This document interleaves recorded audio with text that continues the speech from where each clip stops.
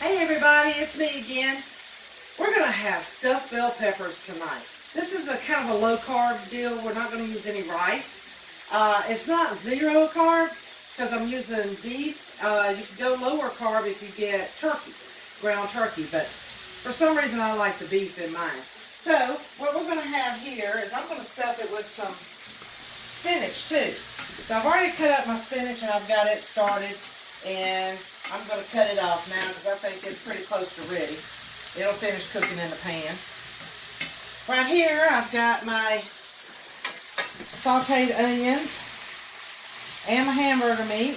I'm going to be making 3 stuffed bell peppers because it's just me and my husband. So I'm going to have a little bit of meat left over, I'm sure.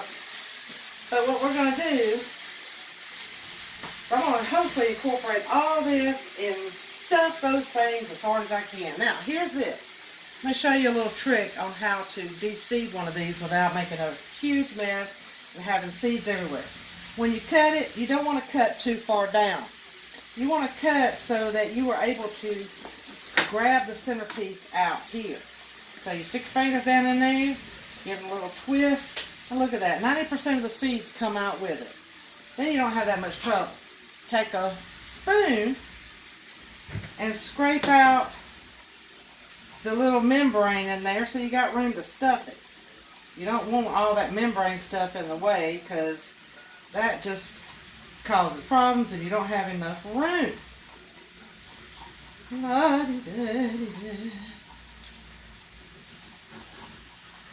And give it a quick little rinse. Look at there.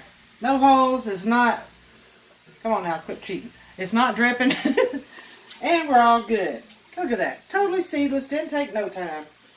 And another little thing you might need to learn. You've got different kinds of bottoms on yours. It don't matter on stuffed bell pepper how you do it, which kind you use. This is the male. This is the female. Females are great for salads normally. Males are great for cooking. But it don't really matter. Remember, 3 is male, 4 is female. And I'll be right back. Now, while you're browning your meat here, which I don't have it turned up enough. I turned it down for all this. I do have a lot more meat than I probably should, and that's okay. You can always store it for some more bell peppers later, and you've got it all ready to go and tasty and pre-made. So if you got more bell peppers, you can make stuffed bell peppers tomorrow night if you really like it. Alright, while this is browning, I have made some homemade stewed tomatoes. And I'll tell you how you make that too. I took a tomato, because it's just for a small batch. Cut off the top. I cubed it up. I took about, I'd say about maybe some quarter cup of onion. Cut it up, put it in there. Some dried basil, put it in there, and about a quarter teaspoon of sugar. What the sugar does is it cuts out the bitterness of the tomatoes. Makes it real smooth and really good. Don't add nothing else to it because the tomatoes, when they cook down, they'll become liquid, and there's where your water comes from. I didn't put any water in that at all. And don't it smell good? Can't you smell it? Anyway, it smells really good. That's an Italian form. So what I'm going to do, I'm still cooking this down. It's almost cooked down. I got to get all this cooked. Alright, we'll be right back in just a second. Okay, here we go. Look at there. It's nice and brown. I have drained it. And listen very carefully, people. Don't drain it down your sink. I wonder how many of you do that. If you drain it down your sink, you're going to have a plumbing issue in a couple of years if you do that a lot. So don't do it. Just, if you got a dog, drain it into a metal pan and kind of slowly feed it to your dog over the next couple of days. Don't go much longer than that. It's great for his coat. Grease and oil is great for a dog. So don't put it down your sink.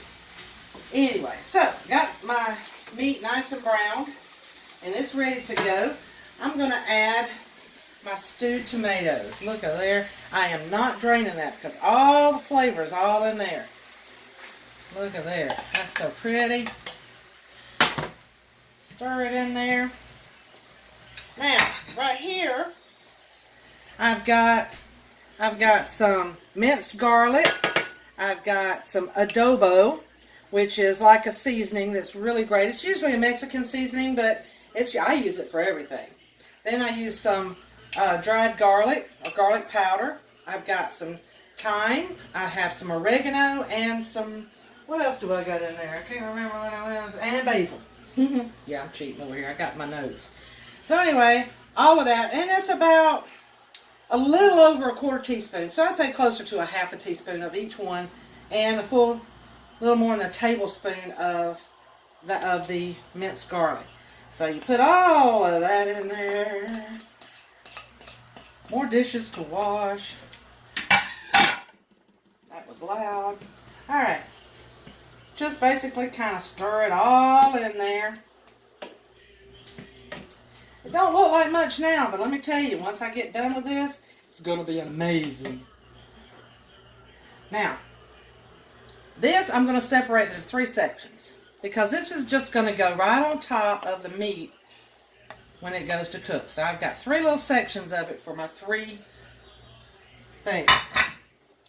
I have some mozzarella cheese right here that's going to go on at the very end, and that's how that's going to happen. So, now, without burning myself, don't use one of these. You want something that you can actually scoop in there. You can either use an ice cream scoop or something like this. You want something that's deep, because you're going to be putting all this in there, and you don't want to miss it.